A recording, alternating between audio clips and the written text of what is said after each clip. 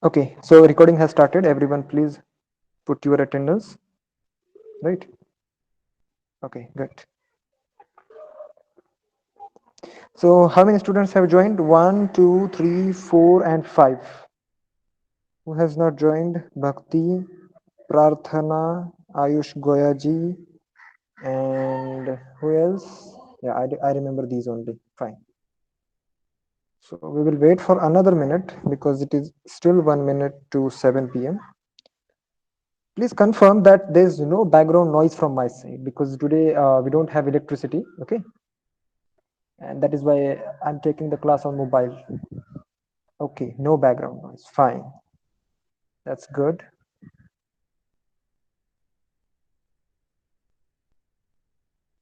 Okay, very good. चलो ठीक है. So we can start now, right?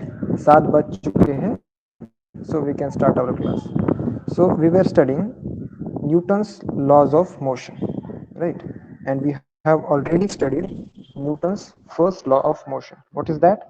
An object continues to remain at rest or in a state of uniform motion along a straight line unless an external unbalanced force acts on it. Okay, so we have seen this law already, right? I have explained about this law, right? So yeah,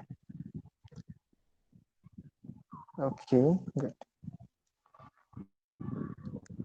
So you people know that what is balanced force, what is unbalanced force, right? Right, we have taken one example of tug of war game, right? रस्सी खेच ज्याला आपण मराठीमध्ये म्हणतो ना, तर त्याच्या एक्झाम्पलने आपण समजून घेतलं की what is balanced force and what is unbalanced force, right? So आपला पहिला लॉ तर झालेला आहे. सेकंड लॉ ऑफ मोशन पण आपला झालेला आहे. सेकंड लॉ ऑफ मोशन बघायच्या अगोदर आपण एक कन्सेप्ट बघितली होती, that is momentum, right? Momentum is the product of mass and velocity of an object, right?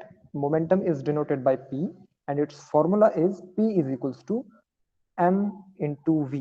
So what is m? M is mass of the object and v is the velocity of the object, right? So mass into velocity is nothing but momentum. Now what does the second law of motion says? The rate of change of momentum is proportional to the applied force and the change of momentum occurs in the direction of the force, right? So rate of change of momentum is directly proportional to applied force and the direction of or the change of momentum occurs in the direction of the force, right? So we have already seen that. So from that we can say momentum is a vector quantity, isn't it? Momentum is what? Momentum is vector quantity. Now okay, now Vaishnavi has joined and Wills, yeah, okay, good. So we have already seen this. Now what is second law of motion? Newton's second law of motion. Newton's second law of motion can be simply said as F is equals to m into a. Force is equals to mass into acceleration. Now we have already seen this formula, how this formula came from or where did this formula generated from, right? Mass into acceleration. Now today we will be focusing on Newton's third law of motion, right? So before we discuss the Newton's third law of motion, I had given one activity to you, right? You people remember that activity? I asked you to make a plastic boat or the paper boat, and you have to do the balloon experiment. Okay, so how many of you tried? I'm just asking whether did you tried? Yes, okay, tried, right? Okay, good. तो क्या होता है जब हम वो balloon उस straw को लगाते हैं बोट के पीछे, तो क्या होता है? वो बोट तेजी से आगे बढ़ने लग जाती है या फिर उसकी जो स्पीड है वो बढ़ जाती है, right? So why does this happen? So we will see a reason behind this in this chapter. Sorry, in this law of motion, right? So see, I will read this paragraph, then I will explain it. We have learned about force and its effects on an object through Newton's first and second law of motion. However, in nature, force cannot act alone. Force is a reciprocal action between two objects. Forces are always applied in pairs. When one object applies a force on another object, the latter object also simultaneously applies a force on the former object. So हमने इन तीन line में क्या पढ़ा कि force कभी भी alone act नहीं होता है. Okay, it acts in pairs और पेयर. ओके, मतलब अगर हम किसी ऑब्जेक्ट पे फोर्स लगा रहे हैं तो वो ऑब्जेक्ट भी हम पे क्या करेगा, फोर्स लगाएगा.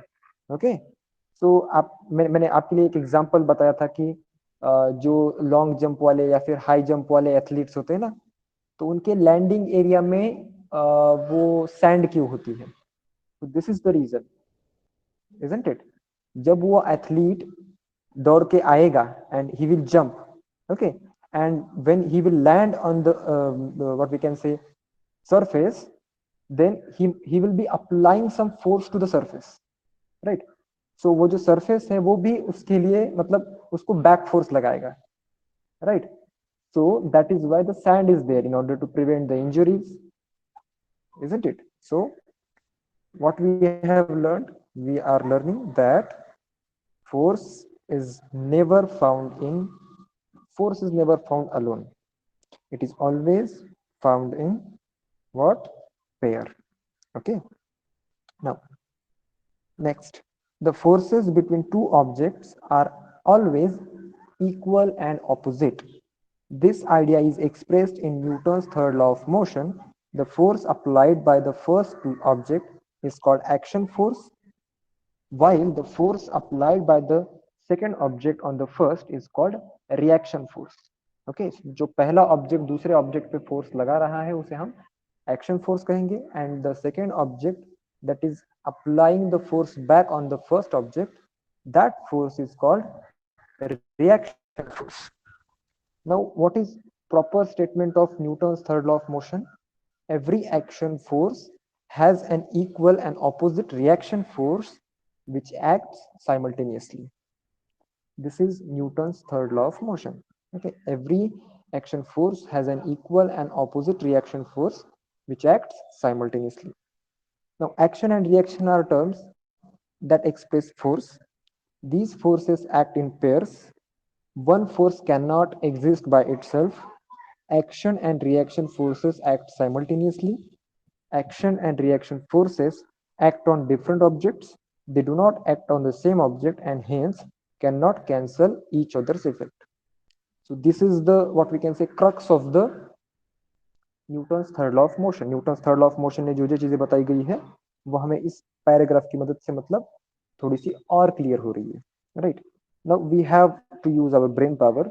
while hitting a ball with a bat, the speed of the bat decreases, right? How many of you play cricket?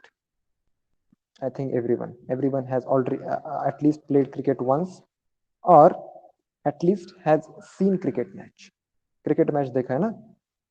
Is it? Yeah, good. सो क्या होता है क्रिकेट मैच में, बॉलर जब बॉलिंग डालता है सो बॉल बॉलर के हाथ से फास्ट निकलता है, right.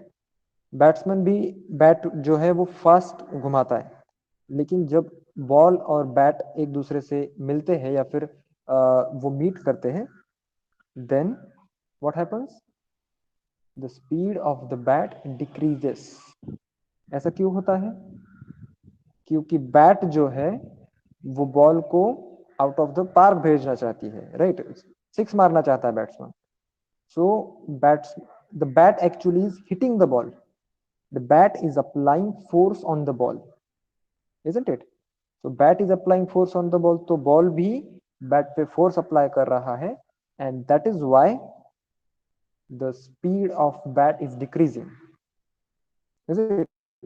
Now next one, a gun recoils, that is, it moves backwards when a bullet is fired. So now I have very interesting question for you people.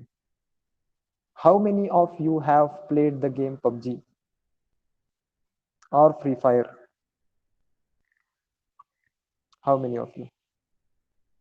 Okay, Ayush didn't play. Good. Vinith has played. Okay, good. No problem. Okay. I'm asking how many of you have played the game PUBG, which is banned in India now? Okay. Okay नहीं खेला है ठीक है जिन लोगों ने नहीं खेला है वेरी गुड नो प्रॉब्लम जिन लोगों ने खेला है then also no problem but make sure you don't play game for long hours ठीक है ज्यादा देर नहीं खेलना होता अगर खेलना भी है so half an hour 45 minutes is more than enough ऐसा नहीं कि खेल रहे हो तो 4 घंटे खेल रहे हो 8 घंटे खेल रहे हो पूरा दिन खेल रहे हो that is very very very bad okay या तो मैं ये सब चीजें क्यों बता रहा हूँ पबजी में गन्स होती है राइट हमें गन्स उठाना पड़ता है and we have to kill the enemies जिन लोगों को नहीं पता है वो लोग थोड़ा सा रिलेट करना ठीक है तो उसमें क्या होता है कि हम जो दूर का जो मतलब हमारा एनिमी है ना तो उसको हम एक साथ 2-3 गोलियां नहीं मार सकते right we can not shoot him 2 और 3 times why because the gun deflects मतलब आपने देखा होगा ना कि या सेम ही है ठीक है सो जब आपने कभी देखा है कि जो शूटिंग के वगैरह मैचेस होते हैं तो वो जो पिस्टल पकड़ते हैं ना या फिर बंदूक पकड़ते हैं वो दोनों हाथ से पकड़ते हैं राइट आपने कभी देखा है मूवी में कि वो जो बंदूक पकड़ते हैं वो दोनों हाथ से पकड़ते हैं छोटी पिस्टल रहती है रिवॉल्वर लेकिन या आर्मी में वो दोनों हाथ से 2 हाथ से पकड़ते हैं क्यों क्योंकि गन का भी एक रिकॉइल होता है बंदूक का भी क्या होता है एक रिकॉइल होता है रिकॉइल मीन्स व्हाट जब उससे गोली शूट होती है ना फायर होती है ना so the gun is applying force on the bullet to go मतलब जाने के लिए वो बुलेट पे फोर्स अप्लाई कर रही है लेकिन at the same time the bullet is also applying the force on the gun in the opposite direction तो इसकी वजह से उस बुलेट की वजह से क्या होता है हमारा जो गन है वो हिलता है and that is called recoil ठीक है रिकॉइल क्या होता है समझ में आया okay it is not possible to fire two guns in real life yeah it is not possible to fire two guns yeah okay so recoil समझ में आया क्या होता है ठीक है या गुड सो रिकॉइल किसकी वजह से होता है because of Newton's third law of motion right okay I think Vineet ने बहुत गेम खेला है तो विनीत फटाफट आंसर दे रहा है ठीक चलो कोई दिक्कत नहीं okay so mechanism of firing a rocket so आपने रॉकेट तो दिवाली में सबने खेला ही होगा या फिर मैं दिवाली के रॉकेट की बात नहीं कर रहा हूँ एक्चुअली दिवाली के रॉकेट की मैं यहाँ पे बात नहीं कर रहा हूँ मैं बात कर रहा हूँ जो इसरो नासा लॉन्च करते हैं ना रॉकेट स्पेस एक्स सो उन रॉकेट्स की बात कर रहा हूँ लेकिन उन रॉकेट को थोड़ा सा साइड में रखो तो दिवाली में रॉकेट खेला है दिवाली में रॉकेट ऊपर क्यों जाता है why it goes straight in the sky can anybody tell क्यों ऐसा क्यों होता है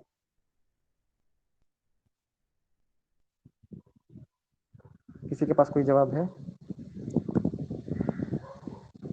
मान लीजिए एक फुलझाड़ नाम का भी एक क्रैकर होता है पता है ना एक्सप्लोजिव की वजह से अच्छा ठीक है तो रॉकेट में तो कम कम एक्सप्लोजिव होता है राइट लेकिन वो सुतली बम नाम का भी एक बम होता है उसमें तो ज्यादा एक्सप्लोजिव होता है लेकिन वो तो हवा में नहीं जाता ऊपर नहीं जाता रॉकेट ही क्यों जाता है बिकॉज आप अगर फायरिंग मैकेनिज्म देखोगे रॉकेट का और एनी अदर क्रैकर का उसमें डिफरेंस क्या है उसमें डिफरेंस ये है जब हम रॉकेट को फायर करते हैं ना हम उसे नीचे से आग लगाते हैं एंड द फायरिंग या फोर्स इज एक्टिंग अपसाइड मतलब अपसाइड नहीं कह सकते या फिर शेप का भी उसमें कुछ ज्यादा कंट्रीब्यूशन नहीं कंट्रीब्यूशन किसका है फायरिंग मैकेनिज्म का वो फायर नीचे होता है ना सो क्या होता है उस फायर की वजह से फोर्स लगता है थ्रस्ट जनरेट होता है और उस थ्रस्ट की वजह से क्या होता है वो जो रॉकेट है वो आगे चला जाता है ठीक है it is because of the firing mechanism so हमारे जो रॉकेट्स है व्हाट वी कैन से जो इसरो नासा ये जो रॉकेट्स लॉन्च करते हैं तो ये रॉकेट्स भी Newton's third law of motion को फॉलो करते हैं ऐसा आपकी किताब में दिया गया है और ये आपको लिखना भी है एग्जाम में ओके तो जो रॉकेट्स हैं वो कौन से प्रिंसिपल पे वर्क करते हैं Newton's third law of motion right but if you search on the internet for this particular concept you will find that rocket does not work on the principle of Newton's third law of motion alone. Law of conservation of momentum. Law of conservation of momentum नाम का भी एक चीज होता है that plays major role in the rockets. ठीक है. तो अगर कोई आपको क्वेश्चन पूछता है स्कूल से बाहर, स्कूल में तो आपको यही लिखना है कि Newton third law of motion, लेकिन अगर स्कूल से बाहर आपको कोई क्वेश्चन पूछता है कि what is the principle behind the rocket launching, या फिर रॉकेट क्यों आकाश में जाता है, so what is which is the principle? Law of conservation of momentum, this law. Okay, law of conservation of momentum. तो ये लॉ एग्जैक्टली होता क्या है, ये वर्क कैसे करता है? लेकिन please remember, I am again asking you, ठीक है, आपको एग्जाम में क्या लिखना है? Newton third law of motion ही लिखना है, क्योंकि आपके बुक में फिलहाल के लिए यही दिया है. ठीक है, एवरीबडी ओके? या गुड. ठीक. So law of conservation of momentum क्या होता है, यह हम समझने की कोशिश करते हैं यहाँ पे. Suppose an object A has mass m1 and its initial velocity is u1. An object B has mass m2 and initial velocity is u2. According to the formula of momentum, the initial momentum of A is m1 into u1 and that of B is m2 into u2. तो ये कैसे आया? Momentum का formula हमें पता है. Momentum का formula क्या होता है? मोमेंटम का फॉर्मूला होता है mass into velocity. Right. Momentum का फॉर्मूला एक बार लिखना चैट बॉक्स में, क्या है? P इज इक्वल्स टू लिखना, मेरे से पहले कौन लिखता है? P is equals to m into v. That is the formula of, right, momentum. Understood, students? P is equals to m into v. Mass is, m is mass, v is velocity. Now what we are considering here? We are considering velocity as a u1. ठीक है, एक object है a जिसका की मास है m1, velocity है u1, तो उसका मोमेंटम क्या हुआ? m1 into u1 and that of b is m2 into u2. Suppose two objects collide. Suppose these two objects collide. Let the force on A due to B be F1. This force will cause acceleration in A and the velocity will become, and its velocity will become v2. तो अभी क्या हो रहा है? इन दो objects का collision हो रहा है. तो कोलिजन के बाद क्या होगा? Let the force on A due to B force F1. तो B की वजह से A पे जो फोर्स लग रहा है, कोलिजन हो रहा है, ठीक है, तो that is F1. This force will cause acceleration A and its velocity will become v1. So momentum of A after collision is m1 into v1. समझ रहे हो? अभी यहाँ पे चेंज क्या हुआ? what has changed in A में change क्या हुआ मुझे बताना. A का जो मास है वो m1 था और उसकी जो वेलोसिटी थी वो u1 थी, लेकिन after collision what happened? Collision मतलब समझ रहे हो ना, टकरा गए वो दो ऑब्जेक्ट्स. कोलिजन के बाद में ए की वेलोसिटी क्या हुई बताइए मुझे? ए की वेलोसिटी हुई v1. वेलोसिटी चेंज हुई ना, या mass is m1, velocity is v1, u1 नहीं है अभी, v1 हो गई. तो इससे क्या होता है देखो, momentum of A after collision is m1 into v1. According to Newton's third law of motion, A also exerts an equal force on B, but in the opposite direction. This will cause a change in the momentum of B if its velocity after collision is v2. So, जैसे कि हमें पता था, अगर A और B का collision हुआ है तो B की वजह से A की वेलोसिटी चेंज हो गई, वो u1 से v1 हो गई. सो A भी तो B पे उतना ही फोर्स अप्लाई करेगा, इजंट इट? लेकिन क्या, कैसे? ऑपोजिट डायरेक्शन में करेगा. सो B की जो वेलोसिटी थी वो क्या थी? वो थी u1, लेकिन after collision what it become, sorry, B की जो वेलोसिटी थी before collision it was u2, and after collision the velocity of b became v2, right? So the momentum of b after collision is m2v2. If f2 is the force that acts on object b, so we can clearly say f2 is equals to f minus f1. f2 is equals to minus f1 तक सबको समझ में आया? Is it? या बराबर ना? देखो मैं फिर से रिपीट करता हूं। एक ऑब्जेक्ट ए है जिसका की मास m1 है और उसकी इनिशियल वेलोसिटी क्या है? u1 है। एक ऑब्जेक्ट बी है जिसका की मास m2 है, उसकी इनिशियल वेलोसिटी u2 है। वो दोनों एक दूसरे से टकराते हैं, कोलाइड होते हैं। तो बी की वजह से ए पे कुछ फोर्स लगेगा, उसकी वजह से ए की जो वेलोसिटी है वो चेंज होगी, वो चेंज होके u1 से v1 बन जाएगी। जैसे बी और ए का कोलिजन हुआ, बी ने ए पे फोर्स एक्सर्ट किया तो ए भी बी पे फोर्स एक्सर्ट करेगा और बी की जो वेलोसिटी है वो भी चेंज हो जाएगी and that become u2 to v2, right? तो अभी इन दोनों का मोमेंटम भी चेंज हुआ, इजंट इट?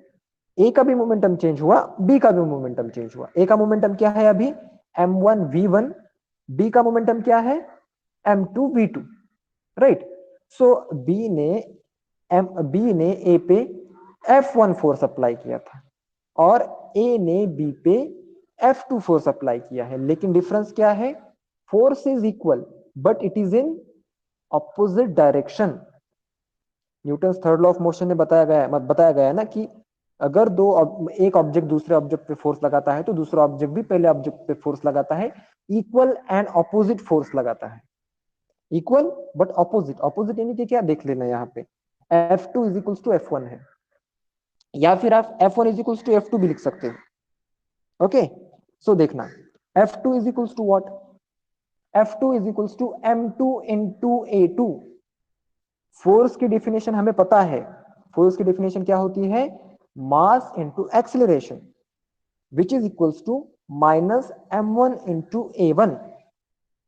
यहां तक सबको क्लियर है? m2 into a2 is equals to minus m1 into a1। So अभी एक्सिलरेशन की जगह पे हम क्या लिखेंगे? a2 की जगह पे हम क्या लिखेंगे? v2 minus u2 divided by t। तो अभी a2 की जगह पे मैंने ये क्यों लिखा? अगर आप में से कोई पूछेगा तो मुझे बहुत बुरा लगेगा, क्योंकि मैंने लास्ट क्लास में, उसके भी लास्ट क्लास में मैंने आप दोनों को, मतलब आप लोगों को समझाया है कि किस तरीके से हम जो फर्स्ट इक्वेशन था ना, Newton first equation of motion, isn't it? v is equals to u plus at, तो उसको मॉडिफाई करके हम यहाँ पे वैल्यू सब्स्टिट्यूट कर सकते हैं। ओके, तो किसी को कोई दिक्कत? मैंने a की जगह पे वो क्यों लिखा? किसी को कोई दिक्कत नहीं है? Okay, very good. चलो, so m2 into v2 minus u2 divided by t is equals to minus m1 into v1 minus u1 by t। So आप लोग सोच रहे होंगे सर आप मतलब ये क्यों कर रहे हो, लाइक क्यों एक वो दो ऑब्जेक्ट्स को कोलाइड किया फिर उनका वेलोसिटी चेंज किया, वो अभी फोर्स लिखा है, फोर्स का एक्सेलरेशन में चले गए, एक्सेलरेशन का फिर से हम कुछ तो अलग कर रहे हैं। क्यों कर रहे हैं ये सब? जब हम ये एग्जांपल एंड करेंगे तब आपको समझ में आएगा। ओके, सो देख लेना, ये जो टी है दोनों साइड में, सी आप टुडे आज मेरे पास कंप्यूटर नहीं है तो इसकी वजह से मैं यहाँ पे लिख नहीं पा रहा हूँ। ओके, लेकिन ये जो राइट साइड में टी है, लेफ्ट साइड में टी है, ये दोनों कैंसिल आउट हो जाएंगे। I hope you people understand that. So what happens? M2 into M2 into V2 minus U2 is equals to M1 minus M1 into V1 into U1. Very simple, right? तो अभी यहाँ पे क्या कर लिया हमने? मल्टीप्लीकेशन कर लिया, M2 into V2 minus M2 into U2, और राइट साइड में भी हमने क्या कर लिया? Same multiplication, minus M1 into V1 is minus M1 V1, minus M1 into minus U1 is plus M1 U1। Okay, so देख लेना अभी क्या कर रहे हैं हम? M2 V2 plus M1 V1, इस M1 V1 को, माइनस M1 V1 को मैंने लेफ्ट साइड में ले लिया एंड इस M2 V2 को मैंने राइट साइड में ले लिया, right? So M2 into V2 plus M1 into V1 is equals to M1 into U1 plus M2 into U2। क्या यहाँ पे क्या है, मतलब क्या साबित हो रहा है यहाँ पे? ये जो लास्ट स्टेटमेंट है आप जो पढ़ रहे हो, इसमें आपको क्या प्रूफ हो रहा है?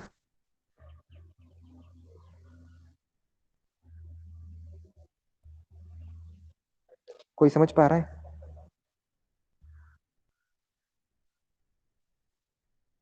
कोई समझ पा रहा है क्या हुआ?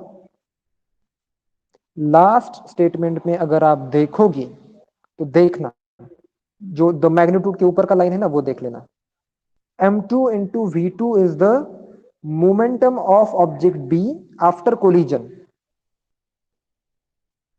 बराबर। m2 into v2 is the momentum of object b after collision, plus m1 into v1 is momentum of object a after collision, which is equals to m1 into u1, which is momentum of object a before collision, before collision u1 है ना यहाँ पे, वो before collision, plus m2 into u2, that is the momentum of object b before collision. Left side में है after collision और right side में क्या है, बिफोर कोलिजन, और बीच में क्या है, इक्वल का साइन। तो इससे क्या साबित होता है? इससे साबित होता है कि मोमेंटम ना ही जनरेट हुआ ना ही डिस्ट्रॉय हुआ। क्या हुआ फिर momentum? What happened with momentum? Conserve हुआ। मोमेंटम क्या हुआ? कंजर्व हुआ। लॉ ऑफ कंजर्वेशन आपने सुना होगा ना। ना कोई मतलब एनर्जी को हम डिस्ट्रॉय कर सकते हैं ना ही जनरेट कर सकते हैं। So same conservation of momentum, ना तो हमने ना तो मोमेंटम जनरेट हुआ ना ही मोमेंटम सॉरी डिस्ट्रॉय हुआ, it got conserved. Okay, so the magnitude of total final momentum is equals to the magnitude of total initial momentum. Thus, if no external force is acting on two objects, then their total initial momentum is equal to the total final momentum. This statement is true for any number of objects. So this is law of conservation of momentum. ये जो calculations है, ये calculations आपको exam में नहीं लिखना है, ये सारी चीजें आपके समझने के लिए थी। एंड आई होप कि आप सब लोगों को समझ में आया है कि हमने किस तरह से स्टेप बाय स्टेप जाके ये प्रूफ किया कि जो मोमेंटम है वो कंजर्व होता है। Okay, when no external force act on two interacting objects, their total momentum remains constant, it does not change. This is corollary to Newton's third law of motion. The momentum is unchanged after the collision. The momentum gets redistributed between the colliding objects. The momentum of one of the objects decreases while that of other increases. Thus, we can also state this law corollary as follows. When two objects collide, the total momentum before collision is equal to the total momentum after collision. So इसमें क्या होता है? See how it is corollary to the Newton's third law of motion. मतलब Newton ने क्या कहा था कि एक ऑब्जेक्ट पे अगर आप फोर्स लगाओगे तो दूसरे ऑब्जेक्ट पे भी फोर्स, मतलब दूसरा ऑब्जेक्ट ऑटोमेटिकली पहले ऑब्जेक्ट पे फोर्स लगाएगा। लेकिन हम क्या बोल रहे हैं यहाँ पे कि जब दो ऑब्जेक्ट कोलाइड हो रहे हैं तो उनमें मतलब जो मोमेंटम है वो कंजर्व हो रहा है, वो कांस्टेंट रह रहा है, उसमें कुछ चेंज नहीं हो रहा है, right. So what we can say in this, मान लीजिए कि एक लाइक आपने गोळा फेक खेळा है, वो खेला है गोळा फेक, शाळेमध्ये असतं बघा। How many of you? Okay, English मध्ये त्याला काय म्हणतात? गोळा फेकला? गोळा फेक माहिती नाही का तुम्हाला? एक लोखंडी गोळा असतो, तो असा लांब फेकायचा असतो। या weight throw, okay thank you, weight throw. तर त्याच्यामध्ये सी तुम्ही एक वेट थ्रोचा गोळा घेणार 5 किलोचा, okay, you took the weight of 5 kg and you took a small marble, right? So if you hit that weight or that gola with the help with the marble, what will happen? तो जो गोळा आहे तो हलणार का? तरी नाही हलणार ना, तो 5 किलोचा गोळा आहे। आपली जी गोटी आहे किंवा जी मार्बल आहे ती किती आहे? 5 ग्रॅमची आहे, बरोबर ना, तो हलणार पण नाही। पण मग मला सांगा, ज्या वेळेस ज्यावेळेस आपण गोटीने त्याला हिट करतोय त्यावेळेस आपण त्या गोटीचा मोमेंटम चेंज करतोय, बरोबर आहे की नाही? आणि त्याला हिट केल्यानंतर मग तो जो गोळा आहे त्या त्या छोट्या मार्बल वरती कसा फोर्स अप्लाय करते? It should apply the force back ना. काय होईल इथे? simply what will happen is no, it will not crush. Most probably the velocity of the marble will decrease, isn't it? Marble will decrease, so that is the force that is applied by that weight, isn't it? Yeah. So okay, so in order to understand this principle, let us consider the example of bullet fired from a gun. So one more example is there. When a bullet of mass m1 is fired from a gun of mass m2, its velocity becomes v1 and its momentum becomes m1 v1. Before firing the bullet, both the gun and the bullet are at rest, and hence the total initial momentum is 0. According to the above law, the total final momentum also has to be 0. Thus, the forward moving bullet causes the gun to move backwards after firing. This backward motion of the gun is called recoil. The velocity of recoil is v2 such that m1 v1 plus m2 v2 is equals to 0, or v2 is equals to minus m1 by m2 into v1. So simply अगर इसको हमें समझना है ना, तो again वही example, like जब gun में हमारी बुलेट है, right, they both are at rest, gun भी रेस्ट पे है, बुलेट भी रेस्ट पे है, सो उनका इनिशियल मोमेंटम कितना है? 0 है, isn't it? 0 मोमेंटम है ना. Now when the bullet is fired, the gun gives some momentum to what? To the bullet, right? Bullet को कुछ मोमेंटम देती है गन, लेकिन वो जो बुलेट है वो जो बैकफायर करती है ना उस गन को, जैसे कि हम रिकॉइल कहते हैं, तो उसकी वजह से जो उनका फाइनल मैग्नीट्यूड ऑफ मोमेंटम होता है that becomes 0, right? so this is how again the momentum is conserved, it does not changes. Okay, so it is the universal law ki momentum cannot be changed, it is always constant. That this is the thing you have to remember. Okay, so as the mass of the gun is much higher than the mass of the bullet, the velocity of the gun is much smaller than the velocity of the bullet. The magnitude of momentum of the bullet and that of the gun are equal to their directions and opposite. Thus, the total momentum is constant. Total momentum is also constant during the launch of rocket. Okay. So, one question here for the PUBG players who are okay. कौन था? विनीत ने तो छोड़ दिया, I think Vineet तो leave कर गए. ठीक है, विनीत है अभी भी यहाँ पे. ओके, सो विनीत जरा मुझे बताना, आपने पबजी खेला है, आई थिंक बहुत सारे लोगों ने खेला है, किस गन का रिकॉइल सबसे ज्यादा है? अच्छा, मैं यहाँ पे डांटने नहीं वाला हूँ. ओके, आप गेम खेल सकते हो, आधा घंटा खेलने में कोई गलत बात नहीं है, लेकिन अगर आप 4 घंटा खेल रहे हो so that is very bad. कोई बताएगा? ओके, इन फ्री फायर का मुझे नहीं पता है. पबजी मैंने कभी मतलब बहुत दिनों पहले खेला है, बैन होने से पहले. मैं भी खेलता हूँ कभी कभी. शॉर्ट गन का ज्यादा होता है. नहीं, आई थिंक एकेएम नाम की जो गन होती है ना, एकेएम, उसका रिकॉइल ज्यादा होता है. ठीक है, और सबसे कम अगर रिकॉइल कहेंगे तो किस गन का होता है?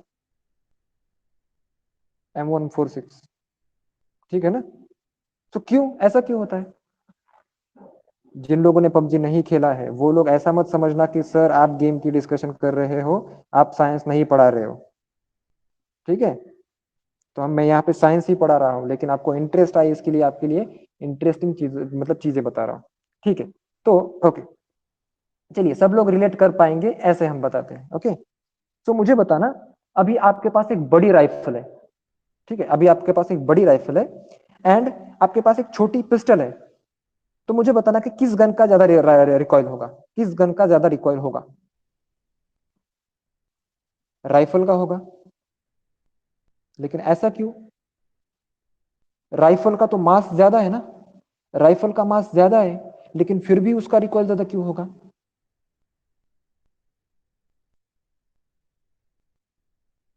सोचो सोचो सोचो थोड़ा थोड़ा। Yeah, it depends on model. It actually doesn't depends on model. It depends on the bullet size, shape of bullet. अगर राइफल है आपके पास, तो राइफल में आप छर्रा थोड़ी डालोगे छोटा वाला, आप बड़ी बुलेट डालोगे ना उसमें, isn't it? 9 इंच और something like that, sorry 5.5, right? So bullet बड़ी है, इसके लिए रिकॉइल बड़ा रहेगा। जितना मोमेंटम उस बुलेट को मिल रहा है और बुलेट का मास ज्यादा है, उसकी साइज बड़ी है, तो उतना ही रिकॉइल वो बुलेट उस गन को देगी। लेकिन पिस्टल के केस में ऐसा होता नहीं है, क्योंकि पिस्टल की जो बुलेट है वो as compare to rifle, I was saying about speed, yeah speed, okay, yeah speed depends on model, right? Yeah so small gun है, लेकिन उसमें बुलेट भी तो स्मॉल है ना, इजंट इट? तो that is why recoil is also smaller. तो यही चीज हमें यहाँ पे बताई गई है। ओके, ये जो पीला बॉक्स है ना यहाँ पे दिखाया हुआ, सी, the velocity of the gun is much smaller than the velocity of bullet. The magnitude of momentum of the bullet and that of the gun are equal and their directions are opposite, thus the total momentum is constant. Total momentum is also constant during the launch of rocket. So total momentum constant क्यों है? क्योंकि बड़ी bullet है, बड़ा recoil दिया, इसकी वजह से मोमेंटम कैंसिल आउट हो गया। लेकिन अगर बड़ी बुलेट है और कम रिकॉइल देगी तो मोमेंटम जो है वो कैंसिल आउट नहीं होगा। मोमेंटम को एक दूसरे को कैंसिल आउट करना है ना, because it has to be zero, final momentum has to be zero, बराबर? तो इस तरीके से आई होप कि आपको समझ में आ गया है। चलो, तो कुछ क्वेश्चंस करते हैं हम। क्वेश्चंस में I am not sure whether for your next examination questions will be there और नॉट, क्योंकि जो पिछला साल था ना, तो उसमें पिछले साल में कुछ क्वेश्चंस मतलब कुछ सिलेबस ड्रॉप कर दिया गया था 9th और 10th का। Okay, so I am not sure कि अगले साल क्या होगा। ओके, हु इज लिविंग,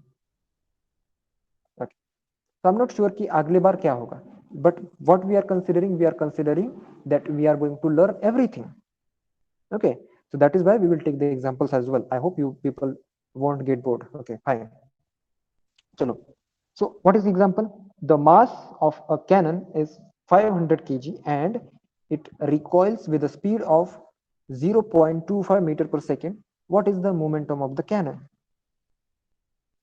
देखो, mass of the cannon is 500 kg, recoil of the recoil speed is 0.25 meters per second, and momentum we have to find out.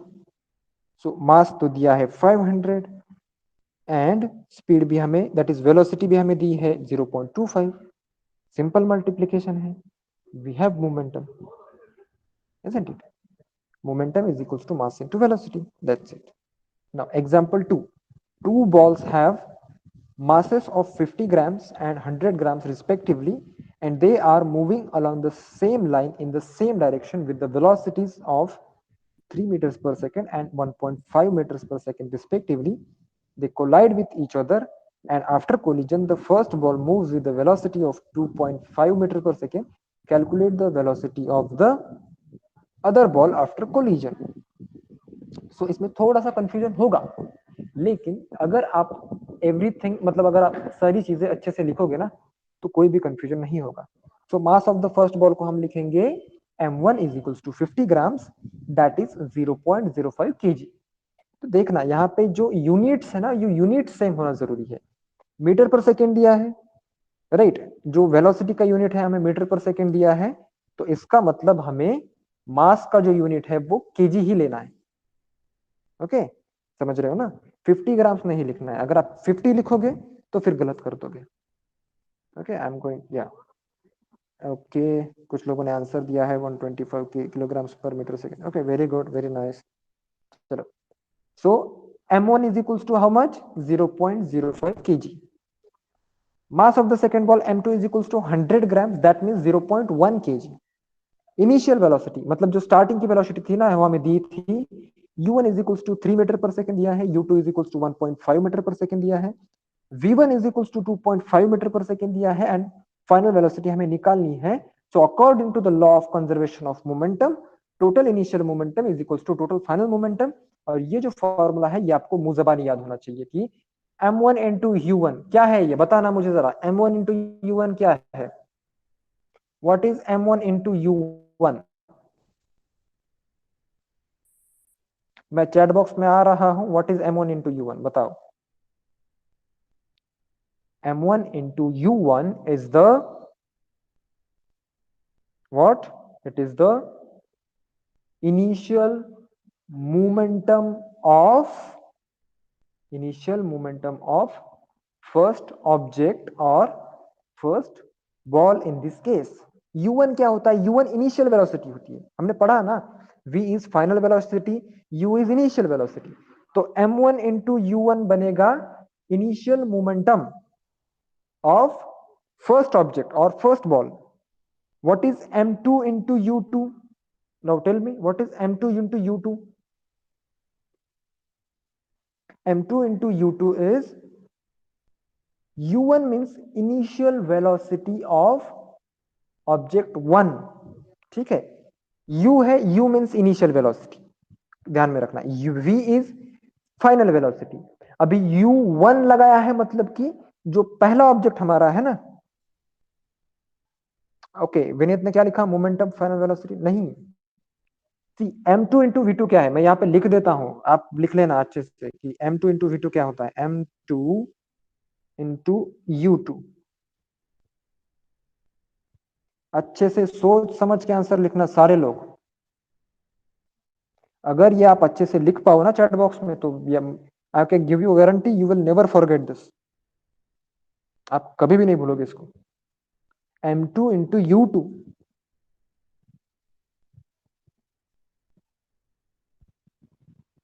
Okay ये तो लिख दिया आपने m2 इंटू u2, लेकिन इसे क्या कहते हैं, सब लोग मेरे साथ लिखो, चलो मैं भी कीबोर्ड निकाल रहा हूं। Initial initial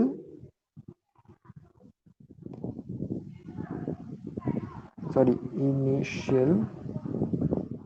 initial momentum of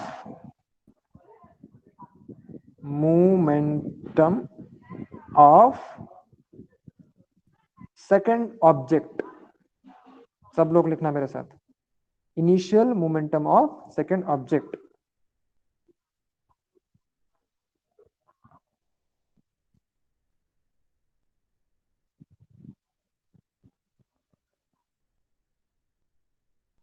ठीक है, initial momentum of second object, ये टू भी नहीं लिखना था मुझे तो वो हो गया, okay initial moment of second object. अभी इनिशियल क्यों, इनिशियल क्यों, why initial, no why initial, initial means because of u1, initial means u1, u1 की वजह से इनिशियल ना, इनिशियल मतलब शुरुआत की, okay. And when I say v1, v1 means what, v1 means final velocity of first object, okay सब लोगों ने लिख दिया initial momentum of second object. तो समझ लेना one by one, m2 into v two को हमने initial momentum of second object क्यों लिखा, m2 is the mass of second object, m2 is the mass of second object, u2 is the initial velocity of second object, and m1 into v1 m1 sorry m2 into v2 is momentum of the object, ठीक है। तो m2 की वजह से क्या हुआ, second object हुआ, u2 की वजह से क्या हुआ, उस सेकंड ऑब्जेक्ट की इनिशियल वेलोसिटी हुई, and because of their multiplication initial momentum of second object हुआ, ओके। तो अभी मैं एक यहां पे लिख रहा हूं तो उसका आपको लिखना है m2 इंटू v2, इसका क्या होगा बताना जरा, m2 इंटू v2 का क्या होगा, लिख लेना चैट बॉक्स में एवरीवन, सोच समझ के लिखना है, m2 इंटू v2 मतलब क्या, किसी के पास से भी कोई जवाब नहीं आया है अभी तक,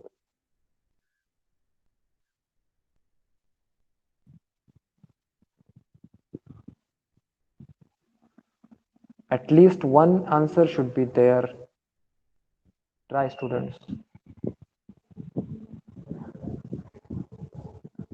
गलत हो गया तो कोई दिक्कत नहीं, लेकिन लिखो final velocity of which object. Vishal, कौन से ऑब्जेक्ट की?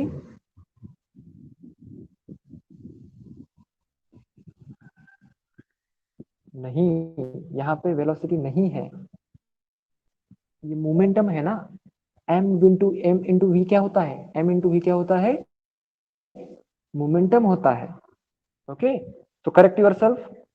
Final momentum of second object, that is correct answer. Final momentum of second object. Final क्यों? v की वजह से फाइनल। सेकेंड ऑब्जेक्ट क्यों? m2 की वजह से second object. Mass two m2 is क्या? m2 is mass of second object, right? And at last what? m into v is momentum. Okay, yeah so अभी आप लोगों को ये फॉर्मूला समझने में बहुत आसानी जाएगी। m1 into u1 is the initial momentum of first object plus m2 into u2 is initial momentum of second object is equals to m1 into v1 means final momentum of first object, final momentum of first object, and at last m2 into v2 is final momentum of second object.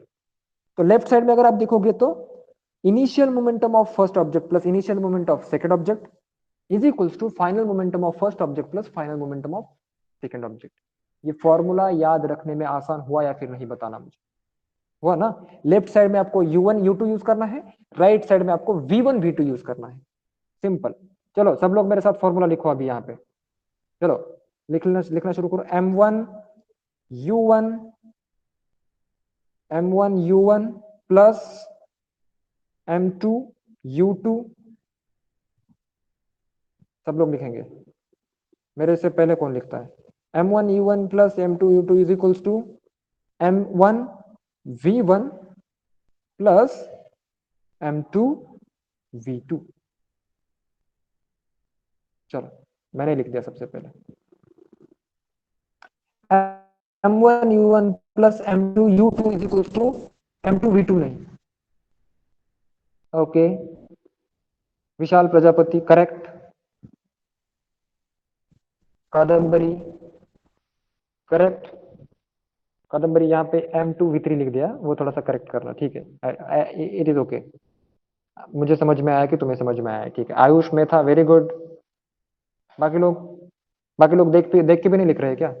मतलब इसका मतलब ये है कि बाकी लोग ध्यान नहीं दे रहे हैं। 3 स्टूडेंट सिर्फ, 4 कितने? Vineet, Vishal, Kadambari and Ayush. Only these 4 students are paying attention. Who is not paying attention? Ayush Goya ji is not paying attention, Prarthana, Vaishnavi, वेदांत। ये 4 स्टूडेंट्स अटेंशन पे नहीं कर रहे क्योंकि उन्होंने फॉर्मूला नहीं लिखा है देख के भी। ओके, वैष्णवी ने लिख लिया, आयुष ने भी लिख लिया। ओके ओके फाइन, ठीक है, थोड़ा सा लेट लिख रहे हैं। Okay sorry. चलो ठीक है, तो अभी law of conservation of momentum का फॉर्मूला आप में से कोई भी नहीं भूलेगा। कंफ्यूज करना ही नहीं है खुद को, कंफ्यूज होना ही नहीं है, isn't it? m1 u1 plus m2 u2 is equals to m1 v1 plus m2 v2। Left side में मैं u1 u2 यूज करूंगा, राइट साइड में v1 v2 यूज करूंगा। m1 m2 तो दोनों तरफ सेम ही है। ओके, वेदांत ने भी लिख दिया, फाइनली वेरी गुड, ठीक है। सो अभी आपके पास कौन सी वैल्यूज है देखना जरा ऊपर। m1 है, m2 है, u1 है, u2 है, v1 है और v2 निकालना है। तो सारी वैल्यूज रख दो और u2 की वैल्यू यहाँ पे निकाल लो। अब ये कैलकुलेशंस मुझे बताने की जरूरत नहीं है, बराबर ना? आप अगर सारे वैल्यूज यहाँ पे रखोगे तो मल्टीप्लीकेशन, एडिशन, सब्ट्रैक्शन, ये सारी चीजें आप अच्छे से कर पाते हो। तो v2 क्या आएगा हमारा? 1.75 मीटर्स पर सेकेंड। तो ये जो एग्जांपल हमने सॉल्व किया, इससे हमें टेक अवे क्या लेना है, क्या सीखना है इससे हमें?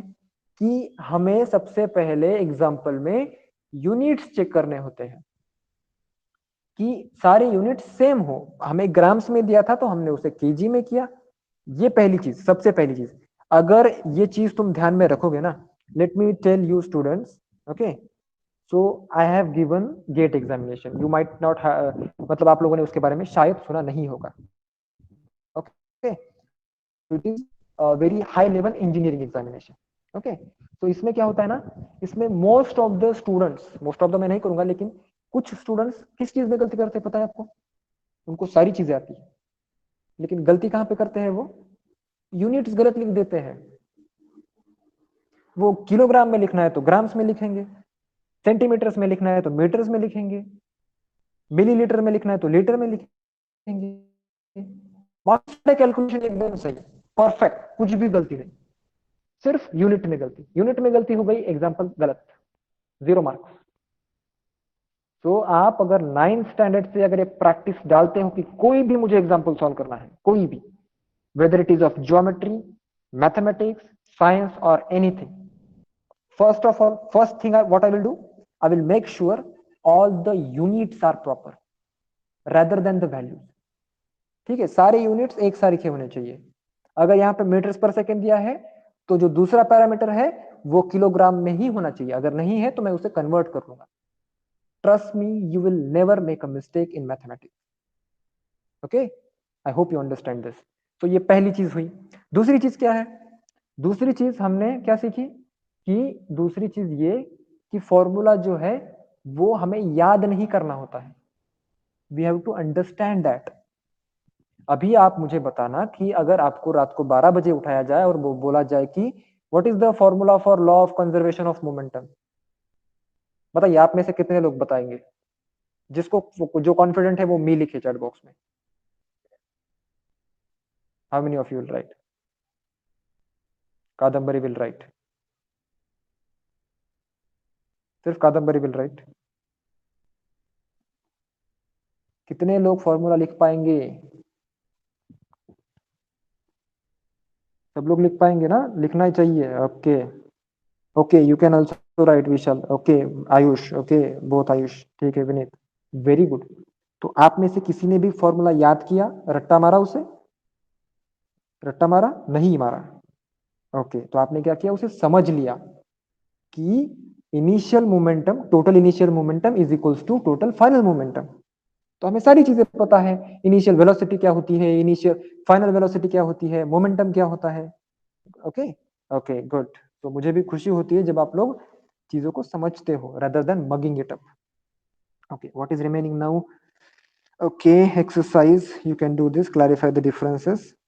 Yeah, it is okay, चलो fill in the blanks लेता हूँ, ज्यादा तो कुछ नहीं, ठीक है। The minimum distance between the start and the finish points of the motion of object is called the dash dash of the object.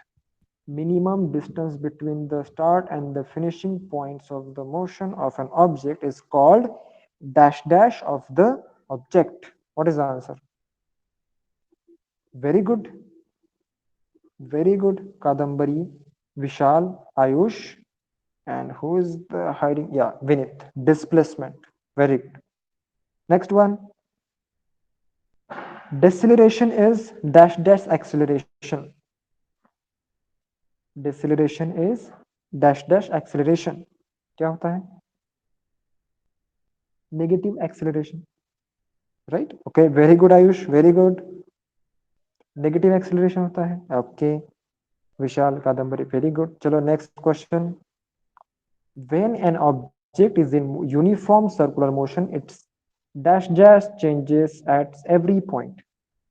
When an object is in uniform circular motion, its dash dash changes at every point.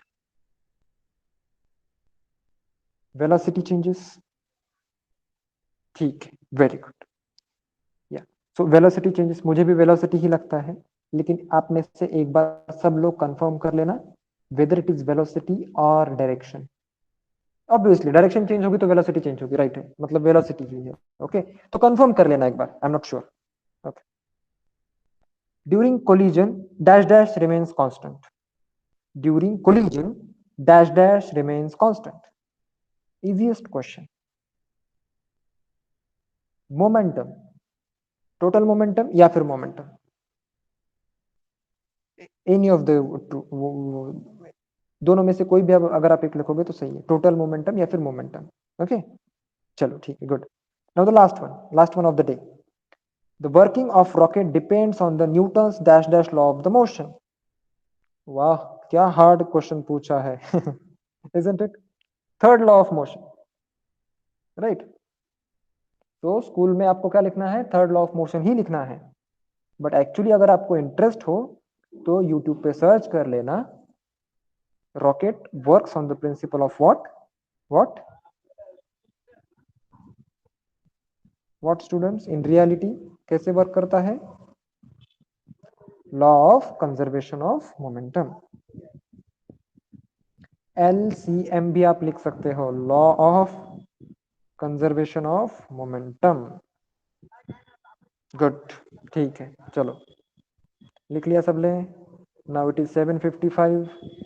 आज computer ना होने की वजह से क्या हुआ कि मैं स्क्रीन पे, it was less interactive, okay. But still I hope कि आज जो कुछ भी सीखा वो सारा आप लोगों को समझ में आ गया है। ओके, तो स्टूडेंट्स, मैं ज्यादा देर के लिए आप लोगों का टाइम नहीं लूंगा। ओके, चलो। सो मोस्टली मंडे के दिन जो है वो सर का क्लास होगा ज्योग्राफी का। Okay, so we will meet on the Monday और Thursday. Till then, bye bye, be safe, take care of yourself, and now you people are free to leave the class. Bye bye. Yeah, thank you. Bye bye. Bye bye everyone, leave the class. Bye bye everyone, good night, bye, thank you, chalo, bye bye. Yes, yes, yes, bye.